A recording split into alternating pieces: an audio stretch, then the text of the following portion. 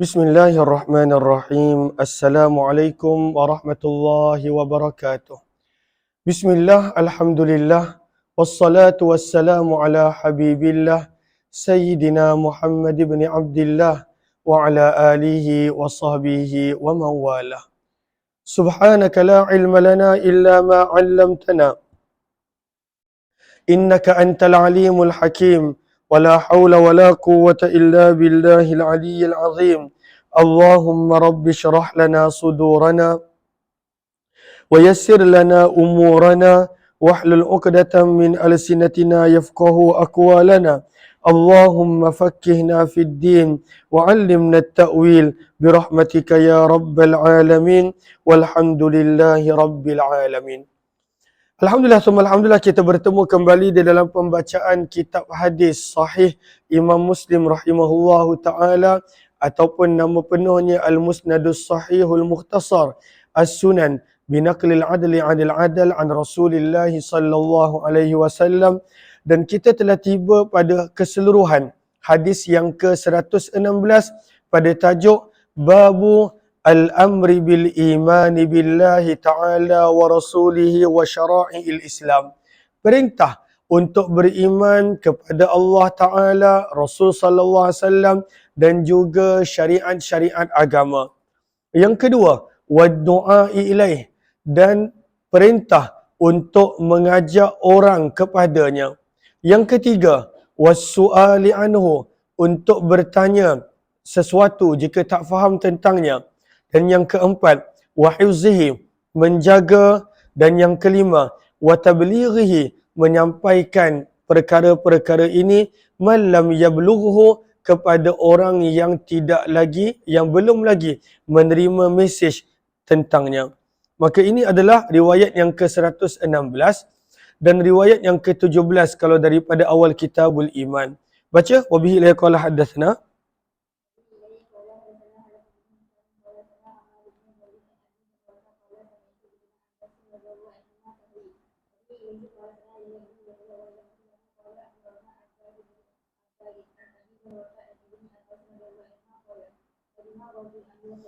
Qadima wafdu Abdul Qais, telah tiba datang wafdu Abdul Qais, rombongan khusus daripada Banu Abdul Qais ala Rasulillah, bertemu Nabi sallallahu alaihi wasallam.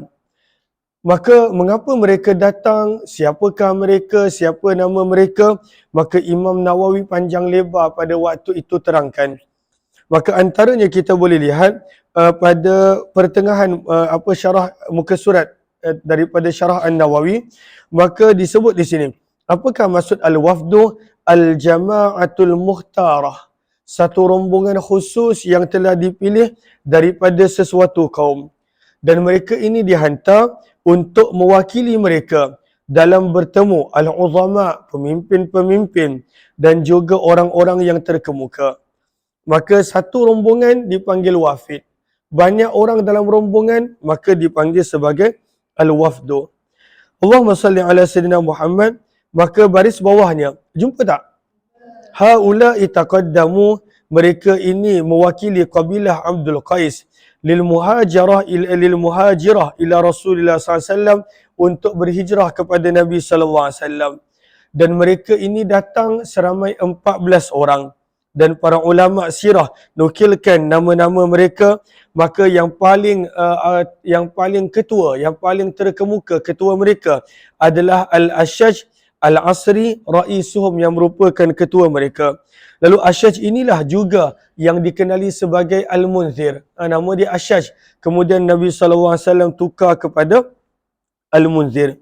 Kemudian ada Mazyadah bin Malik Al-Muharibi, Ubaidah bin Hammam Al-Muharibi, Sahar bin Abbas Al-Murri, Amr bin Mahrum Al-Asri, Haris bin Shu'aib Al-Asri, Haris bin Jundab daripada Banu Aish, dan juga ramai lagi. Cuma kata Imam Nawawi yang kami tahu datang daripada sudut nama-nama hanyalah beberapa orang ini sahaja.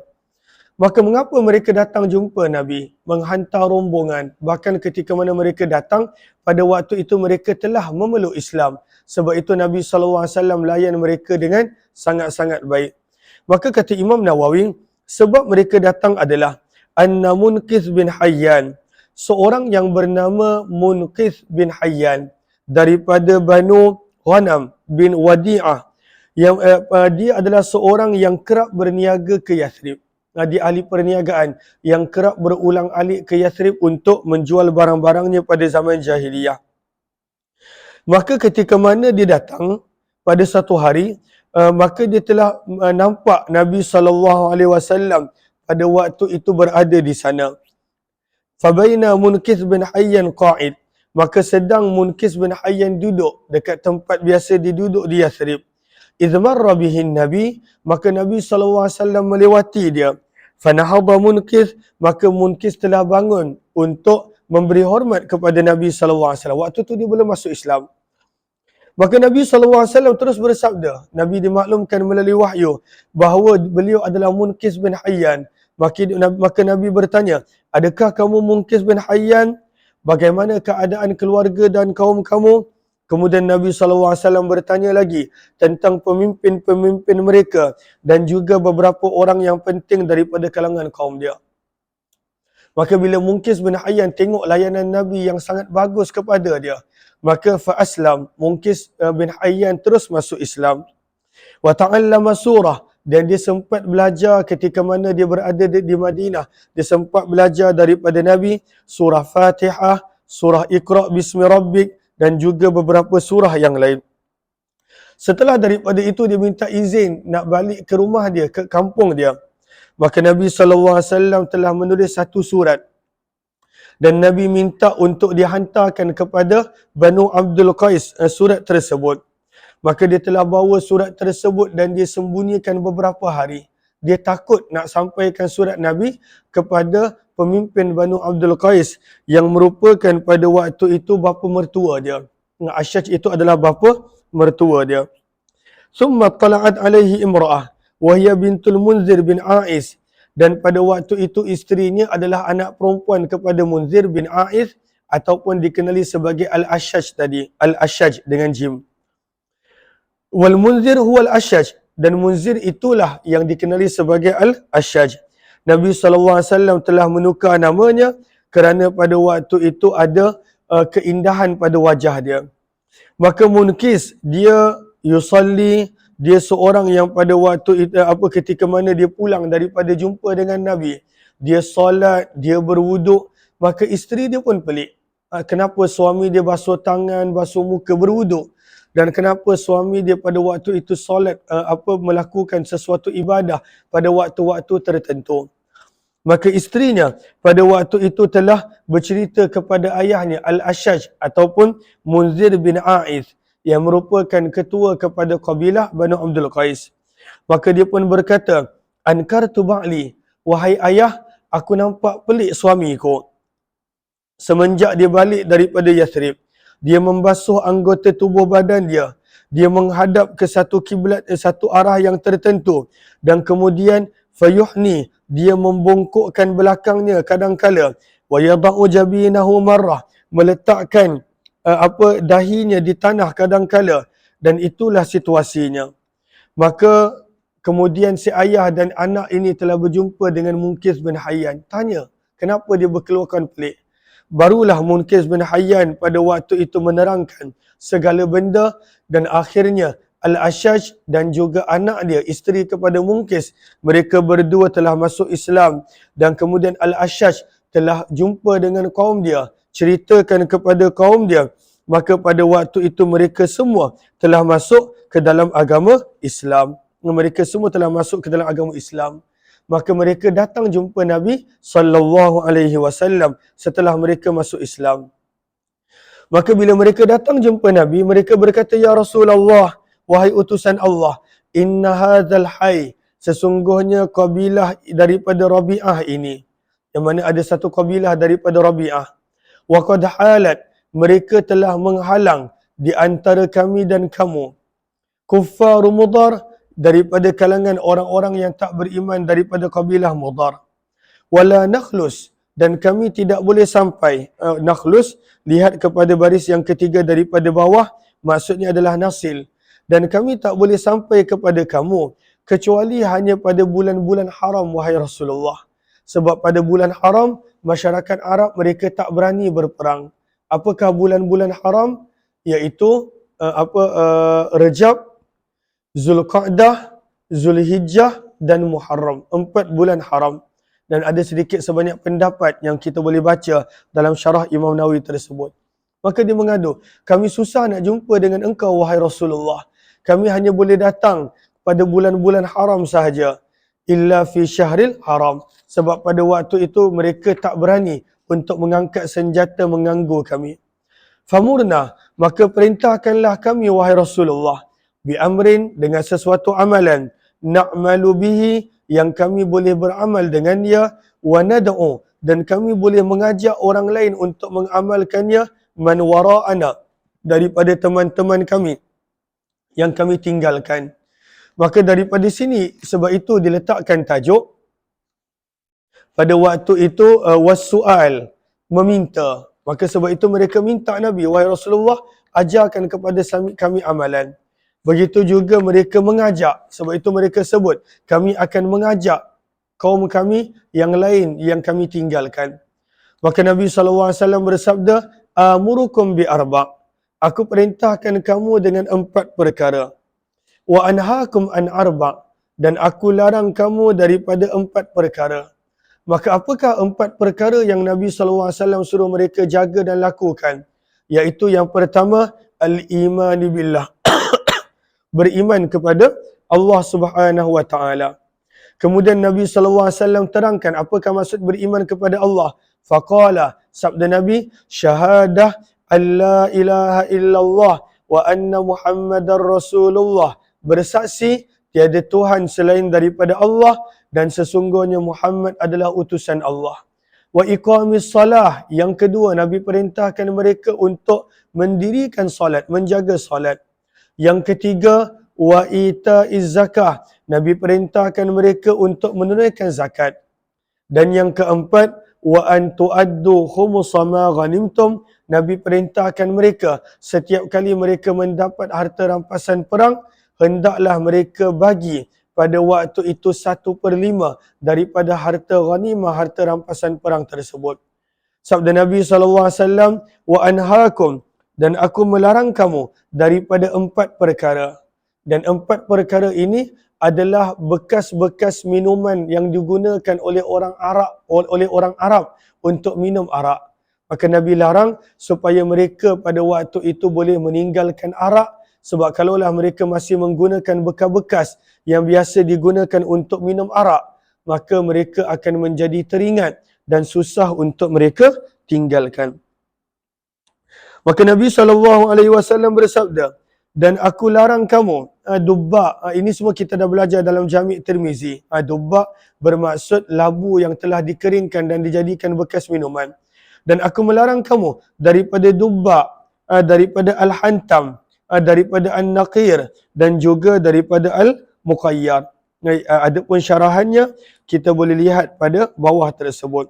Maka ini adalah sebenarnya bekas-bekas yang orang Arab gunakan untuk minum arak. Maka memandangkan mereka baru masuk Islam dan pengharaman arak pun baru berlaku. Maka Nabi SAW tak nak mereka teringat akan minuman arak tersebut. Maka Nabi larang daripada menggunakan bekas-bekas tersebut. Sehinggalah ketika mana mereka dah boleh tinggalkan arak sepenuhnya, maka dalam riwayat yang lain barulah Nabi SAW membenarkan mereka untuk guna. Sebab itu syarahul hadis. Pada baris yang terakhir syarah Imam Nawawi muka surat ini. Wa amma ma'na nahyi. Kenapa Nabi SAW larang daripada keempat-empat bekas ini? Fahuwa annahu naha anil intibadh fiha. Sebenarnya Nabi SAW larang untuk mereka membuat air nabis menggunakan bekas-bekas ini. Apakah itu nabis? Ay yaj'ala fil ma'i habbat. Iaitu meletakkan di dalam air habbat, beberapa biji buah-buahan daripada kurma atau zabib ataupun kismis ataupun seumpamanya. Supaya kenapa orang Arab mereka letakkan buah dalam air dan mereka biarkan liyahlu wa yashrab, supaya air tersebut menjadi manis dan mereka boleh minum. zaman tersebut tak ada jus dan sebagainya, maka mereka ambil buah dan mereka letakkan dalam air supaya air tersebut menjadi manis. Dan kenapa Nabi larang 4 bekas ini? Wa innama khussat hadhihi bin nahi. Dan 4 bekas ini dilarang li'annahu yusri'u ilaihi al-iskar, kerana 4 bekas ini menyegerakan air tersebut untuk memabukkan orang yang meminumnya. Fayasiru haraman najisa, maka sebab itu bila ianya dah menjadi memabukkan, maka bekas tadi menjadi najis dan juga pada waktu itu menjadi haram. Fanaha anhu, maka Nabi SAW melarang daripada menggunakannya, sebab bila dah gunakan, maka pada waktu itu kena buang dan sebagainya, maka terdapat itlaful mal padanya.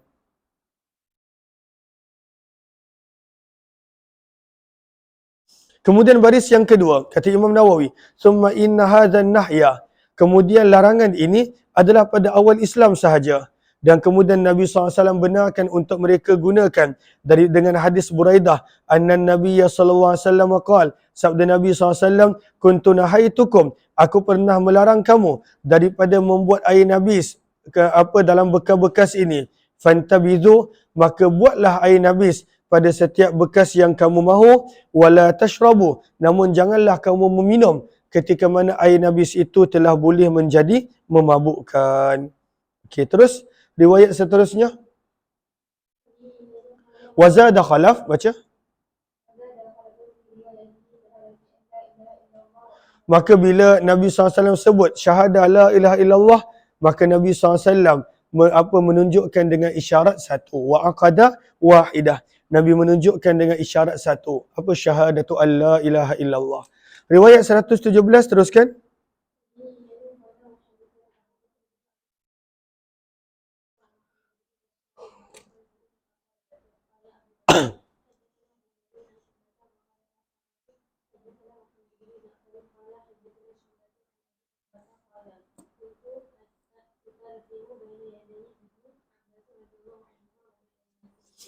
Maka daripada Abu Jamrah, beliau berkata, kuntu utarjim baina yaday Ibni Abbas wa bainan nas. Aku menjadi orang yang menyampaikan kalam, kata-kata dan juga perkataan Abdullah bin Abbas kepada orang ramai. Maksudnya pada waktu itu dia menjadi orang yang menyampaikan suara Abdullah bin Abbas radhiyallahu taala anhu dan kepada orang ramai kerana tak dengar dan sebagainya. Maka fa'atatuhu mur'ah, telah datang kepada Abdullah bin Abbas seorang wanita. Tas'aluhu, yang mana wanita ini bertanya berkenaan tentang membuat nabis di dalam bekas, satu bekas al-jar, an-nabizil jar. Membuat Allahumma salli ala sayyidina Muhammad, membuat nabis di dalam bekas. Apakah maksud terjemah? Kita boleh lihat juga dalam penerangan Imam Nawawi bahawa maksud terjemah di sini juga adalah menterjemahkan. Wa amma makna terjemah at-ta'bir an lughah bi lughah, menterjemahkan. Kenapa perlu diterjemahkan? Innahu kana yatakallam bil farisiyah fa kana yatarajjam li Ibn Abbas amma yatakallamu biha. Kerana dia boleh berbahasa Farsi, Abu Jamrah, maka dia menterjemahkan perkataan Abdullah bin Abbas kepada orang-orang Farsi. Kemudian Allahumma salli alaihi wasallam Muhammad, berkata Ibnu Salah, wa indi annahu kana yuballighu kalam Ibn Abbas, bahawa maksud terjemah di sini kata Ibnu Salah, beliau menyampaikan kata-kata Abdullah bin Abbas ila man khafiya alaihi minan nas, bagi orang yang tak dengar suara Abdullah bin Abbas secara terus. Imma li ziham, kerana mungkin terlalu ramai orang ada tak dengar suara, maka dia menyampaikan kata-kata Abdullah bin Abbas. Wa imma likhtisar, ataupun kerana Abdullah bin Abbas cakap terlalu pendek, maka orang lain tak sempat nak dengar, maka dia yang tolong sampaikan kata-kata Abdullah bin Abbas radhiyallahu taala anhuma. Maka wanita ini telah datang dan pada waktu itu telah bertanya tentang nabis di dalam al-jar, di dalam bekas.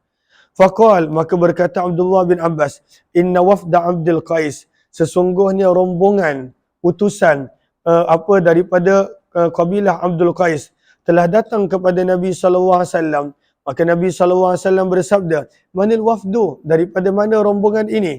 Au manil qaumu, daripada mana kelompok orang ramai ini? Maka mereka menjawab Rabi'ah. Maka Nabi bersabda, marhaba bil qaum, selamat datang, selamat datang. Ataupun Nabi sebut, au bil wafdi, ghaira khazaya walan nadama. Selamat datang dalam keadaan tiada kehinaan dan juga tiada penyesalan. Nabi SAW sambut mereka dengan baik. Maka mereka berkata, ya Rasulullah, wahai utusan Allah, inna na'tika, sesungguhnya kami telah datang, min syuqqatin ba'idah, daripada tempat yang sangat jauh. Kami datang daripada jauh. Dan kami bukan boleh datang bila-bila masa. Wa inna bainana, dan sesungguhnya di antara kami, dan juga untuk sampai kepadamu, wahai Rasulullah. Maka pada waktu itu, ada satu kabilah daripada kalangan kufar Mudar yang pada waktu itu menghalang kami. Wa inna la nastati, dan sesungguhnya kami tak mampu nak sampai kepada kamu kecuali hanya pada bulan-bulan haram, wahai Rasulullah. Famurna bi amrin, maka perintahkanlah kami dengan sesuatu perkara, faslin, yang menjadi pemutus, nukhbiru bihi, kami boleh menjadikan ianya perkhabaran kepada orang-orang yang datang selepas daripada kami. Wa nadkhulu bihil jannah, dan dengan pesanan ini harapnya kami boleh masuk ke dalam syurga. Maka Nabi SAW merintahkan mereka dengan 4 perkara dan melarang mereka daripada 4 perkara. Sama macam hadis sebelum ini. Amarahum, Nabi memerintahkan mereka bil imani wahdah, beriman kepada Allah yang esa. Waqal, dan Nabi bersabda, hal tadruna mal imanu billahi wahdah, adakah kamu tahu apakah yang dimaksudkan beriman kepada Allah pada waktu itu semata-mata? Maka para sahabat menjawab, hanya Allah dan Rasul lebih mengetahui. Maka sabda Nabi, syahadatu an la ilaha illallah, bersaksi bahawa tiada Tuhan yang layak disembah kecuali Allah, dan sesungguhnya Muhammad adalah utusan Allah. Dan perkara yang kedua Nabi suruh, wa iqamus salah, mendirikan salat.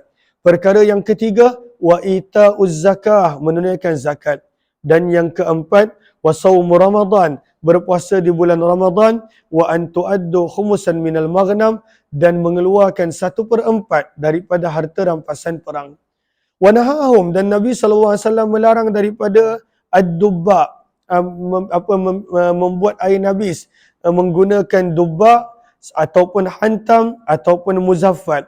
Qala Syu'bah, berkata Syu'bah, wa rubbama qala nakir, dan kadangkala datang dengan perkataan nakir, dan kadangkala datang dengan perkataan al-muqayyar.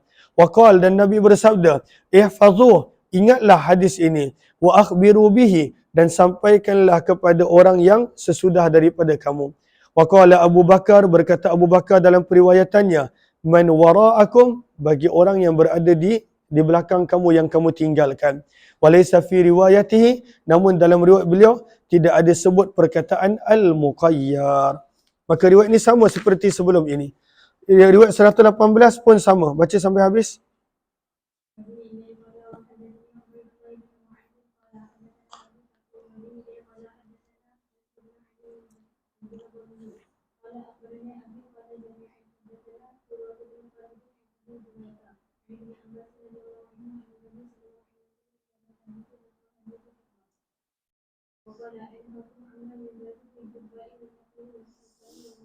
Ini kita dah ulang dah. Apa dubak, nakir, hantam, muzaffat, dan ada sebahagian riwayat menyebut muqayyar. Terus adapun nama-nama bekas ni kita dah belajar dalam Sahih Muslim dengan syarahnya. Terus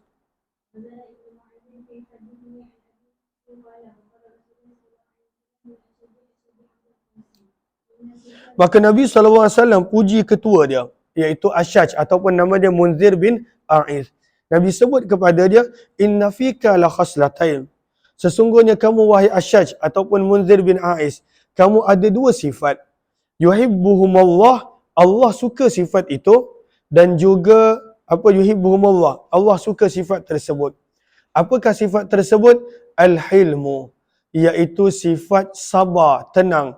Wal-anah, dan tidak tergopoh-gapah. Ini 2 sifat yang Allah dan Rasul suka.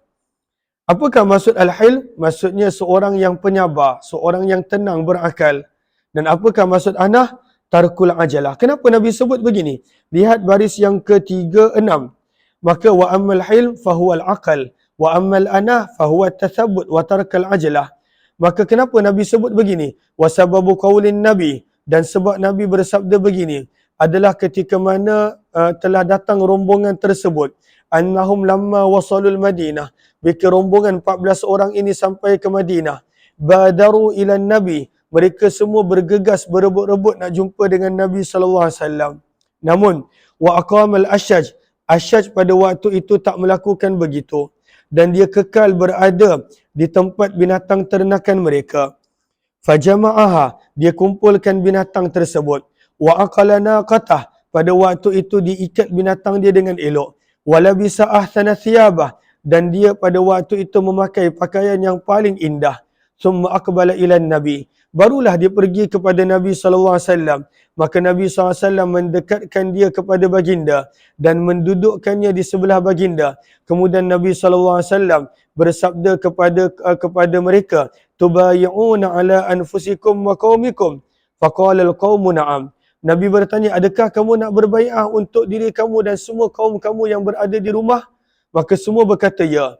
Namun Asyash dengan tenang berkata, ya Rasulullah, innaka lam tuzawil ar-rajul an syai'in ashadda alaihi min dinih. Wahai Rasulullah, benda yang paling susah adalah nak meninggalkan agama kepercayaan. Maka wahai Rasulullah, kami hanya akan berbai'ah untuk diri kami sahaja. Dan adapun keluarga dan kaum kami sekadar akan mengajak mereka. Dia tak tergopoh-gapoh. Pada waktu itu begitu tenang dan seorang yang cerdik. Maka Nabi SAW akhirnya baginda puji dia. Inna fika khaslatain, yang mana kamu ada dua sifat yang Allah cinta. Dan pada penghujung perenggan tersebut akhirnya dia berkata, alhamdulillahilladzi jabalani ala khuluqaini yuhibbuhuma, segala puji bagi Allah yang telah menjadikan untukku mempunyai dua sifat yang mana dicintai oleh Allah Subhanahu wa taala. Jelas ke jelas? Okey, terus.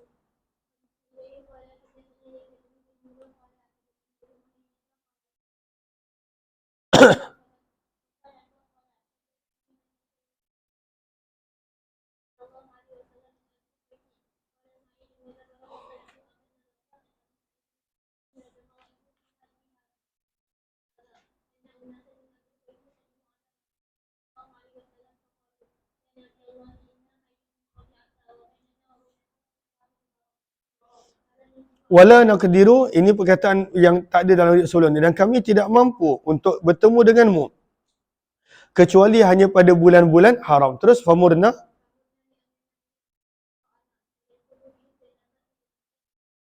maka perintahkan kepada kami dengan suatu perintah yang mana kami boleh menyuruhnya kepada orang yang kami tinggalkan dan kami boleh masuk syurga dengannya apabila kami mengamalkannya. Terus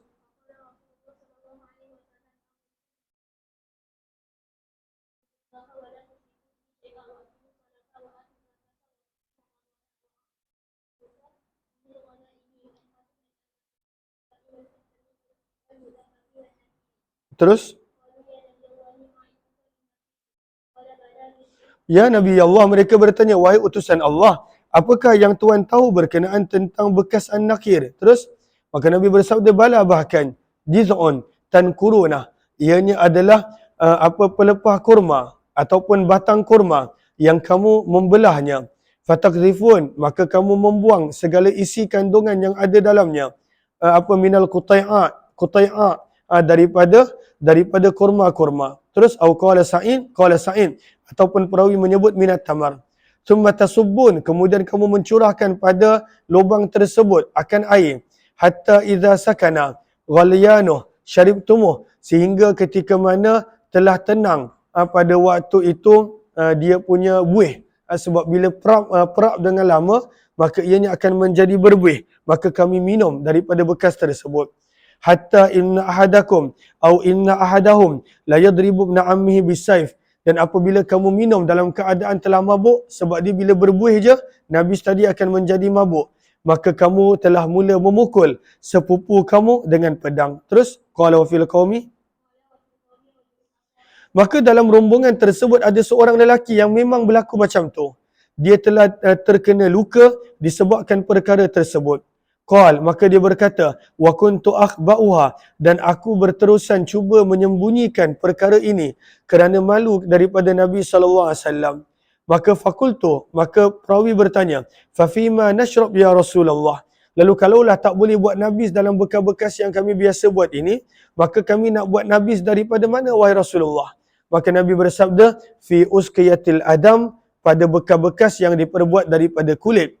Allati yulathu ala afwahiha, yang pada waktu itu telah ditutup bahagian mulutnya. Terus ini sama. Wahai Rasulullah, sesungguhnya di negeri kami kathiratul jirzan. Pada waktu itu Allahumma salli ala Sayyidina Muhammad, terlalu banyak jirzan. Lihat kepada pertengahan muka surat syarah Imam Nawawi. Apakah maksud al-jirz? Maksudnya adalah nau'um minal fa'ri. Terlalu banyak tikus. Maka tidak selamat pada waktu itu bekas-bekas yang diperbuat daripada kulit. Terus maka Nabi bersabda, "Wa in akalat al-jirzan," walaupun tikus makan bekas kulit tersebut, walaupun tikus memakan bekas kulit tersebut, walaupun tikus memakan bekas kulit tersebut, Nabi ulang sampai 3 kali. Maka hendaklah pada waktu itu untuk tetap menggunakan bekas air daripada kulit dan tidak menggunakan keempat-empat bekas yang Nabi larang ini. Wa qala Nabiullah, dan Nabi bersabda kepada Asy'ad Abdul Qais, "Inna fika la khaslatain," sesungguhnya kamu ada 2 sifat yang dicintai oleh Allah dan Rasul, al-hilmu wal anah. Pada waktu itu kebijaksanaan, kesabaran dan juga ketenangan. Terus